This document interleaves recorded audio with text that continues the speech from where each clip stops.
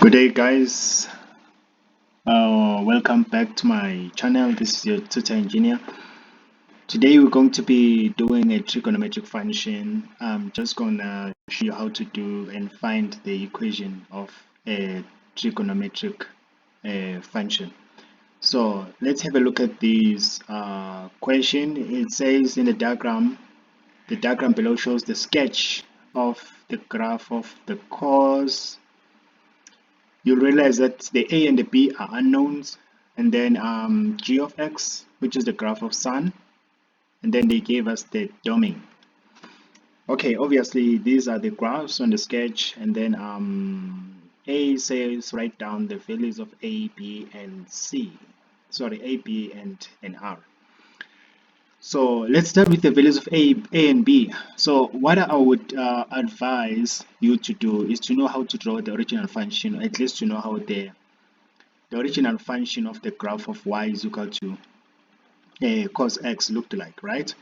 So that function starts from 1, right? And then it goes to 90, and then it goes to 180 minus 1. So and then this side it goes to 90 as well. So this is the normal function, like the basic one. This is how it looks like. Okay, so we're gonna see how the value of a was changed from the original to the new function, right? So let's look at the red, focus on the red function, right? That's the cos graph. Okay, a is the amplitude, right? So that means the amplitude stretched from 1 all the way to 3, right? You can see that, right? So it's stretched, but at the same time, it's reflected. Normally, it would go up from the y-axis. The y-intercept would be at 3, but actually the y-intercept is at -3. So that tells us the amplitude is 3, right? The amplitude is 3, but the value of a is actually -3 because of the reflection. Okay, I hope that is clear. Now let's deal with the value of b. The value of b, right? So the value of b, you can see that the original function is going from 0 to 90. But this one is actually crossing from the y-axis from 1, it goes to 45. It's kind of like it's half of what the original function is. So there, that tells us that the value of b must have been 2, right? So half meaning every value has been divided by 2 from the original function to get the cut at 45 degrees. So, okay, I've dealt with the values of a and b. Now let's look at the sun graph, right? Also, you should be able to draw the original function of the sun graph. So they say you must find the value of r.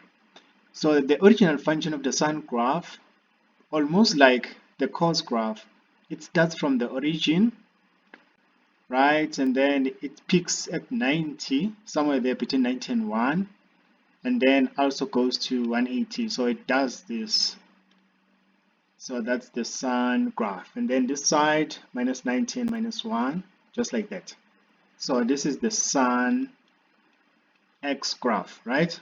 Y is equal to sun x. Now you will notice that the blue graph is the function that we're dealing with now. There is a shift, right? If you look at the peak, the new peak is actually happening at 55, right? Look, that's where when x is 55, then the sine graph is peaking there. It has maybe the maximum point there. Okay, so this tells us that there has been a shift, right, from 55 to 90 degrees. Remember, the original function is normally peaking here at 90 degrees. So there was a shift, right? Actually, the shift was to the left. Or maybe the other way that you could look at it, which is the easiest way. If maybe this is not clear, if this is a peak, right? Look at the origin.